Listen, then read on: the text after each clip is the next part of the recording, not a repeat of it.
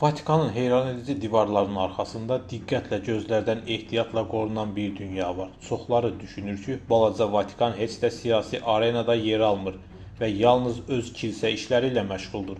Amma əsrlər boyu müqəddəs taxtac yalnız bir əmrlə bütün hakim sülalələri məhv edə bilib.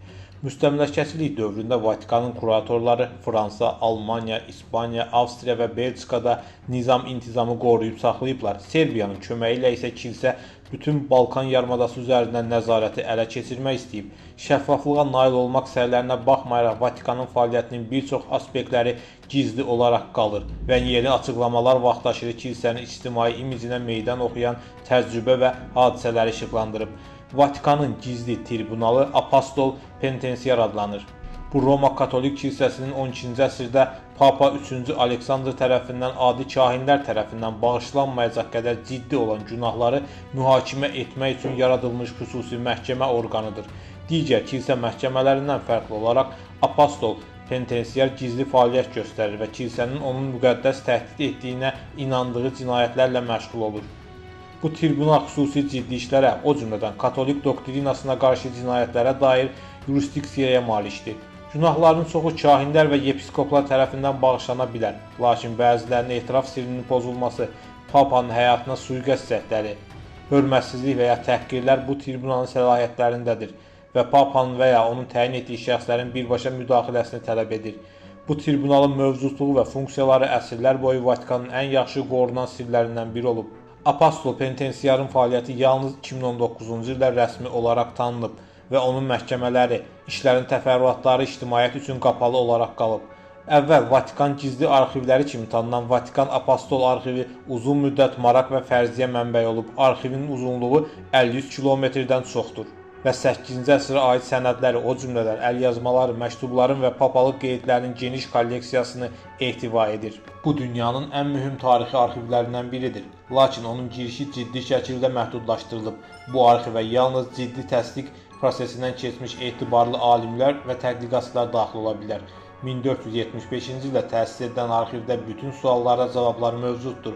Orta əsrə aid əlyazma və arxivlərin ümumi sayı 150 mindən, İlk kitabları 8 mindən çox, nəşrlərin sayı isə milyonlarladır. Arxivlər inkvizasiya, məbəd cəngavərlərinin məhkəmələri və 2-ci Dünya müharibəsi kimi mühüm tarixi hadisələrə, xüsusən də Papa 12-ci Piyin Vatikanın nasist Almaniyası ilə mübahisəli əlaqələrinə aiddir. 2019-cu ildə Vatikan arxivlərinin adı dəyişdirilib və özəl mənasını verən latın sözündən istifadə edilib. 2-ci Dünya müharibəsindən sonra nasist müharibə cinayətkarlarının Avropadan qaçmasına kömək etmək üçün gizli yollar şəbəkəsi yaranıb. Bu marşrutlardan bəzilərinin birbaşa və ya dolaylı yolla Vatikan tərəfindən dəstəkləndiyi güman edilib. Müharibə cinayətkarları Vatikanın rəsmi sertifikatlarından yararlanıb. Avropanı maneəsiz tərk edərək Cənubi Amerikaya və ya Yaxın Şərqə getməyə imkan verən sənədlər əldə ediblər.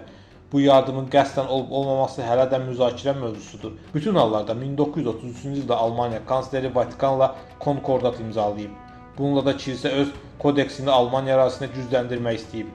Adolf Hitler isə nasist sosialist dövlətinin kilsə tərəfindən tanınmasını planlaşdırıb.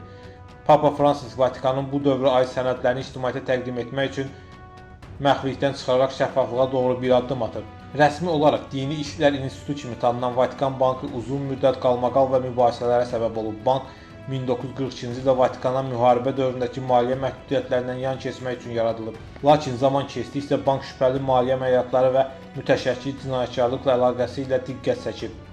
Dini İşlər İnstitutunun nüfuzlu bir qurum kimi reputasiyası getdikcə pisləşib və korrupsiya, çirkli pulların yuyulması, cinayət şəbəkələri ilə əlaqə iddiaları ortaya çıxıb. 1982-ci ildə Dini İşlər İnstitutu ilə sıx bağlı olan Mərkəzi İtaliya Bankı olan Banco Ambrosiano'nun dağılması Vatikan Bankı ilə əlaqəli ən məşhur fırıldaqlardan biri olub. Vatikan Bankı Ambrosiano böyük məbləğdə sərmayə qoyub və onun dağılması saxta kreditlər, mənimsəmə və mafiya əlaqələri şəbəkəsini ortaya çıxarıb. Bank müflis olanda Vatikanın maliyyə sistemində 1,4 milyard dollarlıq boşluq yaranıb. Vatikan Bankının məsul şəxsləri səriştəsizlikdə və cinayət işlərində iştirakda ittiham olunublar. Vatikanın toxunulmazlığı sayəsində Dini İşlər İnstitutunun o zamanki rəhbəri arxiyepiskop Paul Marcinkus təqiblərdən xilas olub. Bu ifşalardan sonra Vatikan Bankının imicinə zərbə vurulub. və bank maliyyə islahatları həyata keçirmək üçün beynəlxalq təzyiqlərə məruz qalıb. Bununla belə bank qanunsuzluqda ittiham olunmaqla davam edib. 2000-ci illərin əvvəllərində çirkli pulların yuyulması ilə bağlı əlavə iddialar araşdırmalara və islahat cəhdlərinə səbəb olub. İtaliya hakimiyyəti mütəşəkkil cinayət qruplarına aid hesabları, o cümlədən mafiya nəzarətində olan bir neçə əməliyyatı üzə çıxarıb. Bu hesablar Dini İşlər İnstitutunun məxfiliyindən istifadə edərək böyük məbləğləri köçürməklə bankın nəzarəti və şəffaflığı ilə bağlı ciddi suallar yaradıb. Son illər Vatikan Bankı öz nüfuzunu yaxşılaşdırmağa və maliyyə sui-istifadələrinə son qoymağa çalışıb. Papa Fransis şəffaflığın artırılması, çirkli pulların yuyulması ilə mübarizə üçün yeni qaydaların tətbiqi və daxili auditlərin gücləndirilməsi siyasətini dəstəkləyib.